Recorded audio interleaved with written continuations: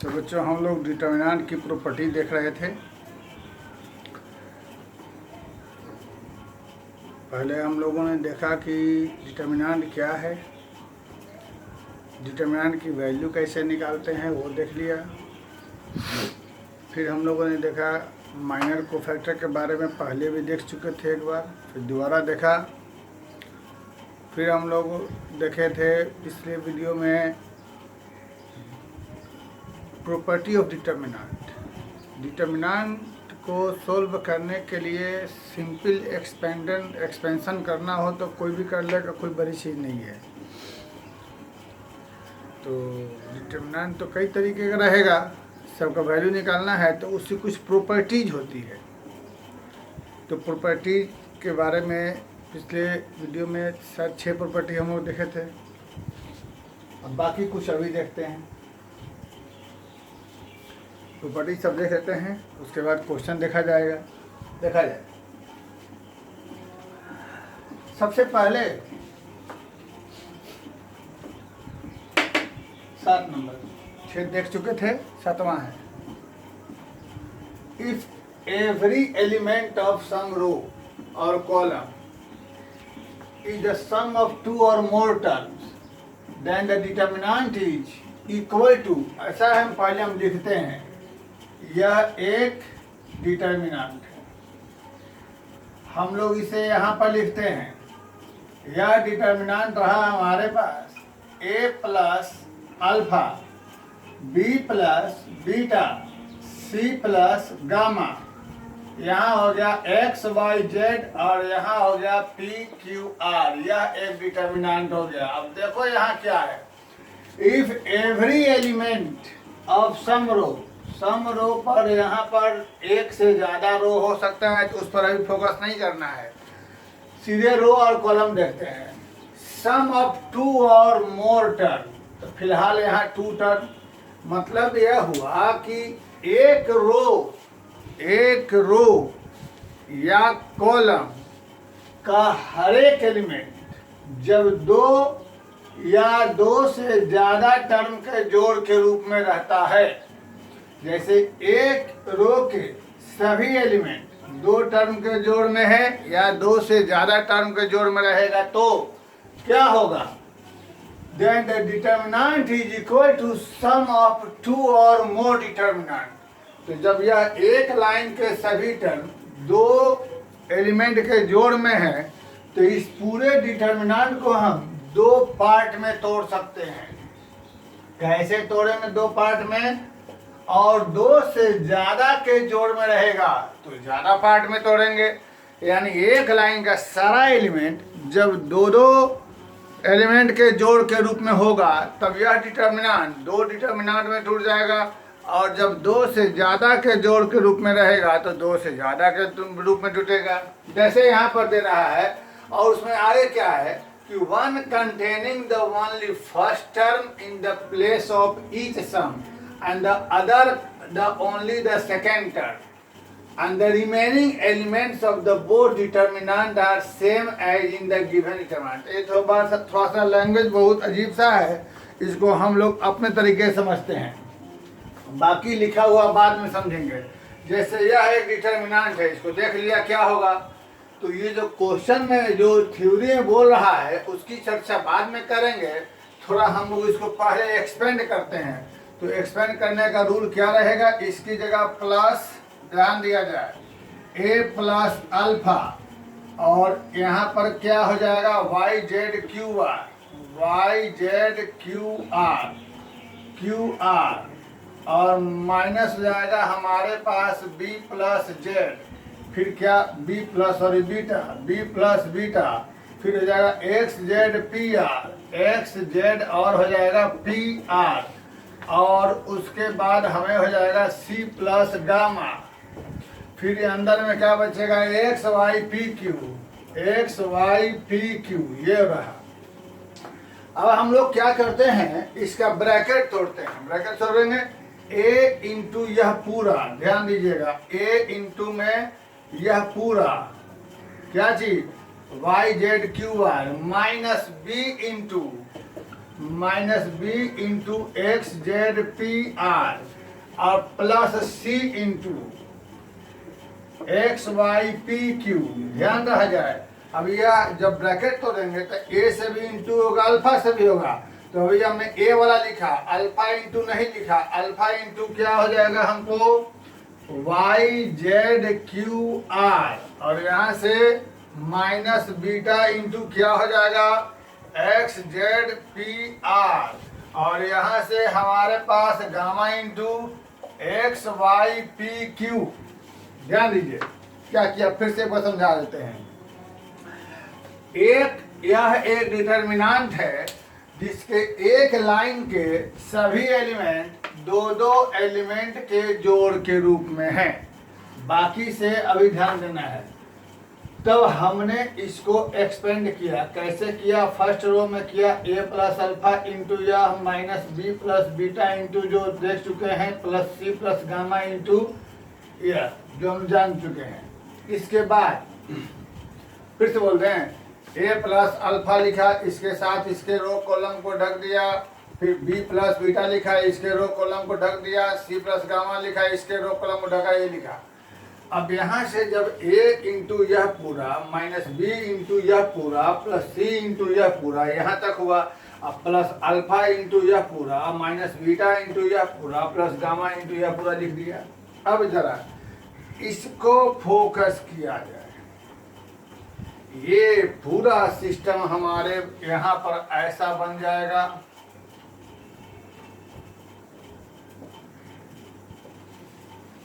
और इस सिस्टम को देखा जाए, यह सिस्टम मेरे पास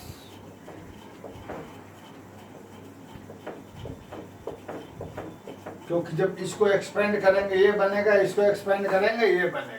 अब जरा ध्यान दो, जो बात है यहाँ इसका बहुत यूज है कि जब एक डिटर्मिनेंट में किसी एक लाइन का हर एलिमेंट, किसी एक लाइन का हर एलिमेंट दो दो के जोड़ के रूप में है, तो वह डिटर्मिनेंट दो पार्ट में बट गया, जिसमें पहला वाला वही रहा जो वहाँ पर है, और बाकी ये दोनों में सेम रहेगा। समझ गए बात को? अगर यही अल्फा बीटा गामा यहाँ पर ऐड रहता तो अल्फा बीटा गामा हमको यहाँ हो जाता। अब इसको पढ़िए, एवरी एलिमेंट ऑफ सम रो, मतलब एक से ज्यादा में भी हो सकता है, तो एक ही बार नहीं, सब अलग अलग पार्ट में टूटेगा। सम रो और column is the sum of two और मोर टर्म। यदि यह तीन टर्म के जोड़ में रहता तो यह तीन पार्ट में टूटता। Then the determinant is equal to, जब यह determinant equal to sum of two और मोर डिटर्मिनेंट, जब यह तीन पार्ट के जोड़ में रहता तीन पार्ट में टूटता। और यहाँ दे रहा है कि one containing the only the first term in the place of his sum, जो ये जो पहला वाला है इस सम के पहला एलिमेंट की जगह पर लिखा जाएगा, और दूसरा वाला दूसरा एलिमेंट, बाकी दोनों सेम रहेगा। तो ये हमको बहुत लंबा कहानी है, उस पर ध्यान नहीं, ये अगर समझ गए तो इतना काफ़ी है। और अगर इसका उल्टा भी देखेंगे, अगर दो लाइन सेम रहेगा तो हम इसे वापस जोड़ भी सकते हैं।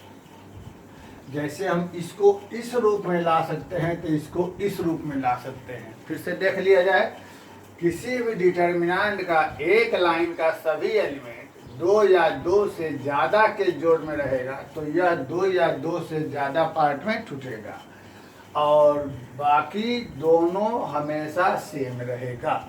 ये हुआ एक प्रॉपर्टी। अब हम इसके बाद आते हैं प्रॉपर्टी नंबर 8 पर। तो सभी लोग ध्यान दीजिए, जितने भी डिटर्मिनेंट के क्वेश्चन बनाएंगे 98% या 99% क्वेश्चन में प्रॉपर्टी 8 का ही यूज होगा। बाकी प्रॉपर्टी का बीच बीच में यूज कहीं कहीं हो सकता है। तो इसको अच्छी तरह से आप लोग समझ लें कि डिटर्मिनेंट बनाने के लिए मेन रूप से प्रॉपर्टी नंबर 8 ही है, बाकी सपोर्टिंग प्रॉपर्टी है, असली 8 है। तो पहले 8 को देखते हैं, थोड़ा सा पढ़िए, तब तक हम कुछ लिखते हैं आपको समझाने के लिए।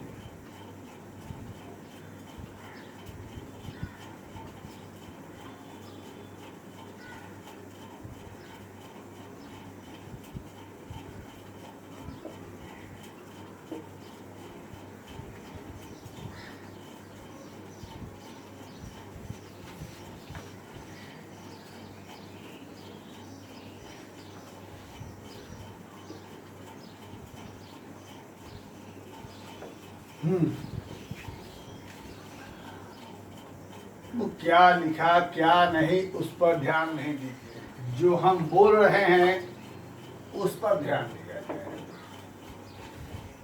वो भी समझा देंगे।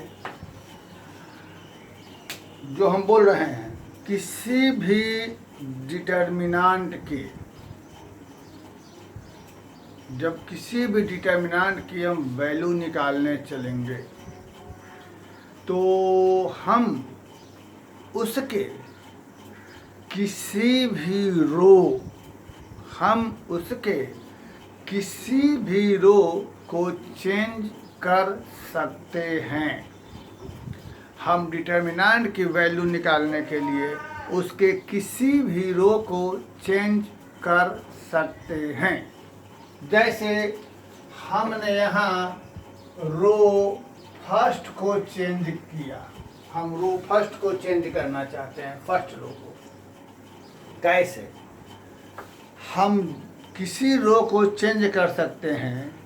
तो जिस रो को चेंज करेंगे वह रो प्लस समथिंग इंटू दूसरा रो प्लस समथिंग इंटू तीसरा रो। देखो, हम किसी भी डिटर्मिनेंट की वैल्यू निकालने के लिए वह रो, उस किसी रो को चेंज कर सकते हैं। कैसे चेंज करेंगे? जैसे रो 1 को चेंज कर रहे हैं तो रो 1 को चेंज करेंगे, चेंज हो रहा है कैसे? यह रो प्लस समथिंग इंटू दूसरा रो प्लस समथिंग इंटू तीसरा। जरूरत नहीं है खाली यह भी कर सकते हैं, खाली यह भी कर सकते हैं, सब भी कर सकते हैं। अब कैसे करते हैं आगे देखिए। जैसे हमने यहाँ पर रो 1 को चेंज किया तो कंप्लीट रो 1 का R1 को चेंज कर रहे हैं। कैसे? R1 में क्या है? A, तो A plus lambda into R2, lambda into, बहुत ही इंपॉर्टेंट है, सारा क्वेश्चन इसी डिपेंड करेगा, lambda into R2 plus mu into R3 plus mu into R3। यह हुआ। तो ये जो चेंजेज हुआ यह कंप्लीट रो 1 में होगा। इसका मतलब यहाँ भी रो 1 का ही एलिमेंट है B प्लस समथिंग इंटू ये, यानी lambda into Y plus mu into Q। फिर ये भी है C plus lambda into Z plus mu into R।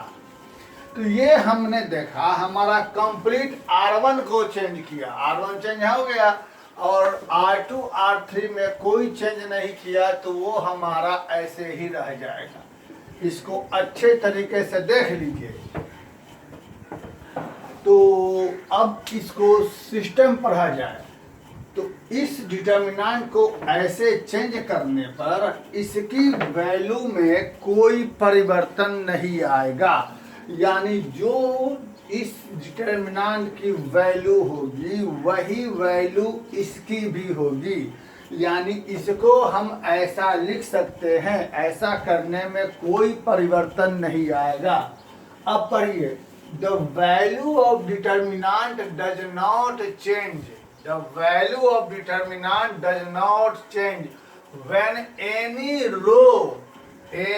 रो, जैसे कि रो 1 any row is multiplied by a number। जैसे रो 2 को मल्टीप्लाइड किया एक नंबर से।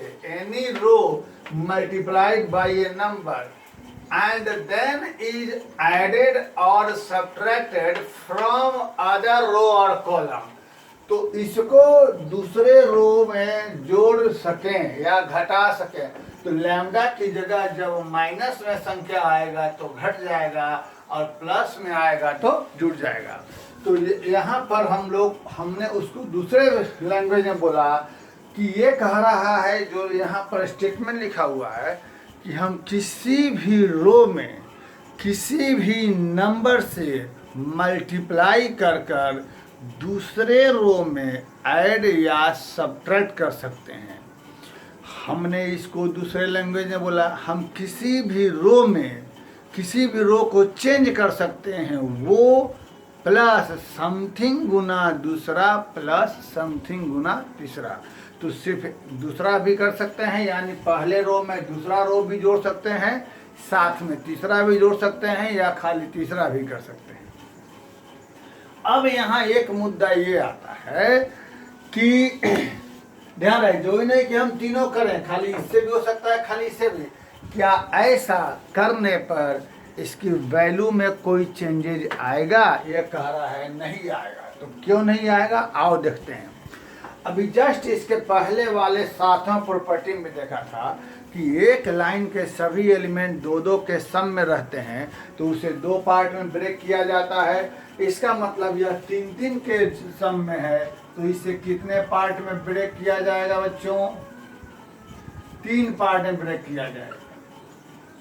पहला वाला सबका वही रह जाएगा और उसी तरीके से यहाँ से दूसरा वाला लैम्डा हो जाएगा x lambda y lambda z x y z और हो जाएगा p q r। अब प्लस यहाँ से क्या हो जाएगा mu p mu q mu r, है ना, और नीचे हो जाएगा x y z और क्या हो जाएगा p q r।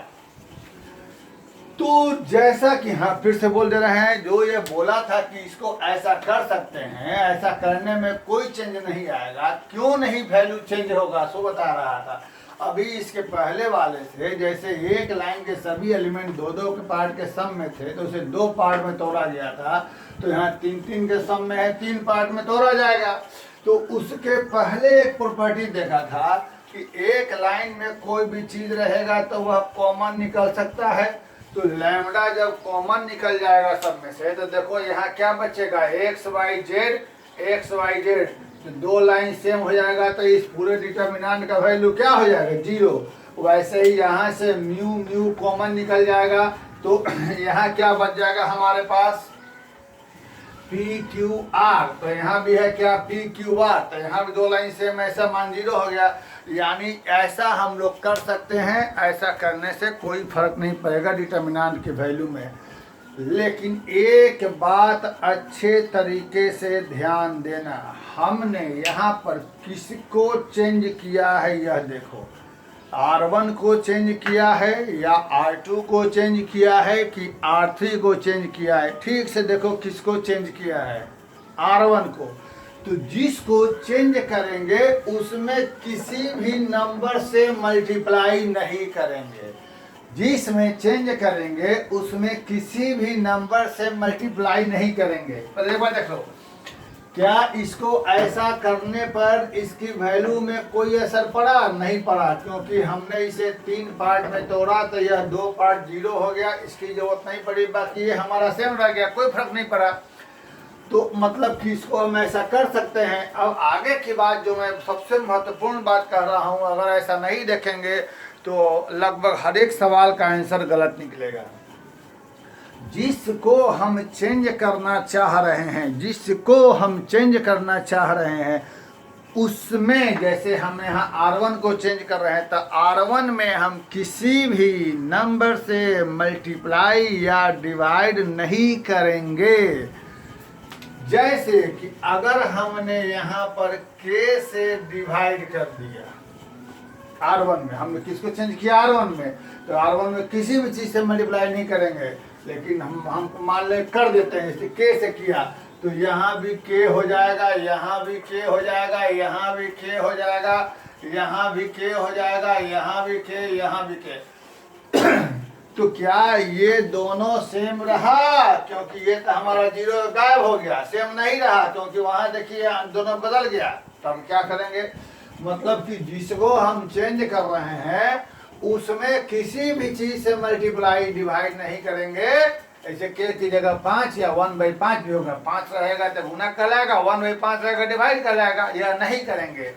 क्योंकि ऐसा करने पर डिटर्मिनेंट की वैल्यू में हमारा चेंजेज आ गया। तब क्या, लेकिन कभी कभी हमें करना पड़ेगा। जैसे अगर कभी कभी मजबूरी होती है करना पड़ेगा तो करेंगे, लेकिन करते समय हम लोग यहाँ पर डिवाइड कर देंगे। तो अब तो यह के निकल के कैंसिल हो जाएगा, यानी फिर से वही आ गया, इसमें कोई फर्क नहीं पड़ेगा। यस, तो इस बात को ध्यान दे लीजिए। इस प्रॉपर्टी में हम जिसे चाहते हैं चेंज करना, उसे कभी भी किसी भी नंबर से मल्टीप्लाई या डिवाइड नहीं करेंगे। अगर करना पड़े, जिसको चेंज कर रहे हैं उसमें, जैसे R2 में किया तो R2 को चेंज नहीं कर रहे हैं, कोई फर्क नहीं पड़ता है। जिसमें चेंज कर रहे हैं उसमें नहीं करेंगे, अगर करना पड़े तो बाहर डिवाइड कर देंगे। ठीक, ओके, ये बहुत इंपॉर्टेंट, इसका बहुत जगह यूज है। अब आगे की बात, ये तो हुआ 8। अब छोटे छोटे कुछ सपोर्टिंग है, उसको भी देख लिया जाए। जैसे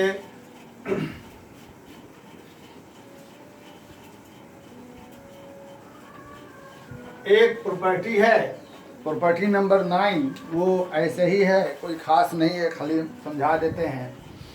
9 नंबर है कि the value of determinant is 0 if the element of a row or column, नहीं तो नहीं, the two row or columns of a determinant are proportional, then the value is 0। ये प्रॉपर्टी है 9। the two row और column, अच्छा पिछला में हम ये बात ध्यान दीजिएगा कि जो प्रॉपर्टी, जो रूल का इस्तेमाल हम रो में करेंगे, उस रूल का इस्तेमाल कॉलम में भी कर सकते हैं, इस बात को ध्यान रखिएगा। हाँ, तो 9 property, if the two rows और columns of a determinant are proportional then its value is 0। Note भी कर सकते हैं, इफ टू रोज और columns of a determinant are proportional then its value is 0। जैसे यह डिटर्मिनेंट है, दो लाइन या कोई भी हो एक दूसरे के प्रोपोर्शन में हो, तो देखिए R1 और R3 प्रोपोर्शन है, यानी R3 इजकल टू के इंटू R2। इसको बहुत तरह से बोला जाता है कि एक लाइन दूसरे का मल्टीपल भी है, एक लाइन दूसरे का फैक्टर भी है, बहुत तरीके से। तो इसका वैल्यू भी 0 होगा। तो ये कोई खास चीज़ नहीं है, आप जानते हैं कि भाई यहाँ से के कॉमन निकल जाएगा, तो के कॉमन निकल के दो लाइन सेम हो जाएगा, दो लाइन सेम का मान 0 होता है, ये कोई खास चीज़ नहीं है। इसके बाद एक अगला है 10वां नंबर नियम, उसमें क्या कह रहा है, पहले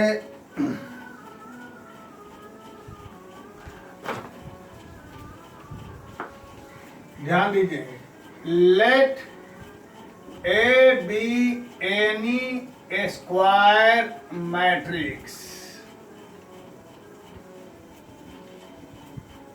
तो ए का डिटर्मिनेंट बराबर होगा 0 if A is diagonal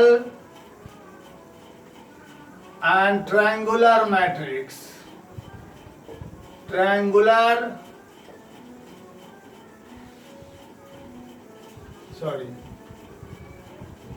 age skew symmetric matrix of odd order। ए कोई स्क्वायर मैट्रिक्स है, तो ए का डिटर्मिनेंट 0 होगा यदि ए एक स्क्यू सिमेट्रिक मैट्रिक्स होगा। तो ये प्रॉपर्टी ध्यान दीजिएगा। और अगर एक क्वेश्चन है एनसीईआरटी में जो हम बताएंगे इस प्रॉपर्टी पर बेस्ड करके, स्क्यू सिमेट्रिक मैट्रिक्स और ऑर्डर का मान 0 होगा। फिर अगला प्रॉपर्टी है कि लेट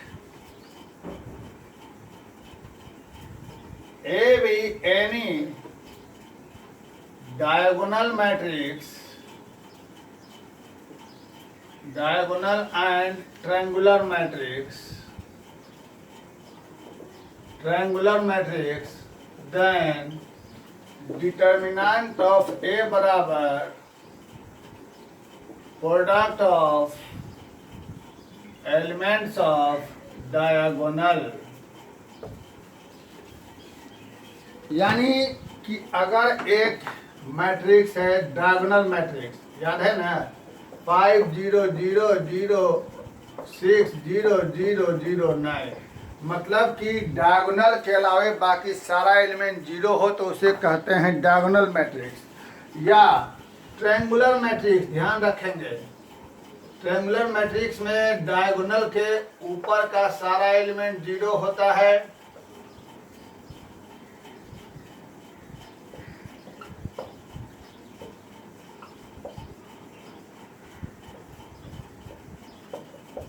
या नीचे का सारा एलिमेंट 0 होता है।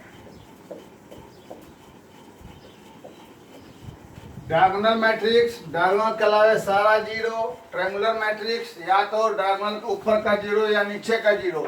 इन सब का डिटर्मिनेंट होगा product of elements of diagonal, product of elements of diagonal. Clear? एक और प्रॉपर्टी है जो आप लोगों को मालूम है, हम लिखा चुके थे जॉइंट में। Let A and B any square matrix, A and B any square matrix of same order, then A B का प्रोडक्ट बराबर ए का प्रोडक्ट और एक ए बी का डिटर्मिनेंट बराबर ए का डिटर्मिनेंट इंटू बी का डिटर्मिनेंट। तो ये सब प्रॉपर्टी है, इस पर बेस्ड आपको सब ध्यान दे लेना है, इस पर बेस्ड क्वेश्चन बनेंगे। अब हम स्टार्ट करते हैं थोरोली पहले एनसीईआरटी का। अगले वीडियो में हम एनसीईआरटी के क्वेश्चन स्टार्ट करते हैं। आप लोग मैट्रिक्स पूरा बना लीजिएगा। मैट्रिक्स में अभी कुछ डाउट्स बाकी रह गए हैं, थोड़ा सा मैट्रिक्स लंबा हो गया था, इस कारण हमने डिटर्मिनेंट स्टार्ट कर दिया। अब फिर हम एक दिन मैट्रिक्स के जो कुछ क्वेश्चन बच्चों ने भेजे थे वो क्वेश्चन को मैट्रिक्स वाले प्लेलिस्ट में डाल देंगे। डिटर्मिनेंट आप लोग बनाना स्टार्ट कर दिए। एनसीईआरटी का हम बनवाते हैं और उसके बाद आप लोग अपना पहले एनसीईआरटी बनवाते हैं, फिर दूसरा बुक भी देखेंगे। एग्जाम्पल देख लीजिएगा, एनसीईआरटी एग्जाम्पलर और कोई भी एक रेफरेंस बुक देख लिया जाए। और जब ये पूरा बन जाता है उसके बाद प्रीवियस ईयर क्वेश्चन बैंक भी ज़रूर देख लें। कुछ ज़रूरी किताबें हैं रखना, ये हम बार बार बोलते रहेंगे। एनसीईआरटी रखना है, एनसीईआरटी एग्जाम्पलर रखना है, एक रेफरेंस बुक रखना है और प्रीवियस ईयर क्वेश्चन बैंक एक 12 बोर्ड का भी रखना है और जेईई मेन और आईआईटी का जो है सो रखना है। तो जो पढ़ा रहे हैं इसको पहले टॉपिक कंप्लीट कर लीजिए और टॉपिक कंप्लीट होने के बाद पहले प्रीवियस ईयर क्वेश्चन बनाइएगा 12 का, उसके बाद जेईई मेन का। और जो उसमें न बनेगा सो अपना कमेंट पर या जो हमने पहले दिया था अपना फ़ोन नंबर व्हाट्सएप पर भेजेंगे, उसको हम सॉल्व करने की बताने की कोशिश करेंगे।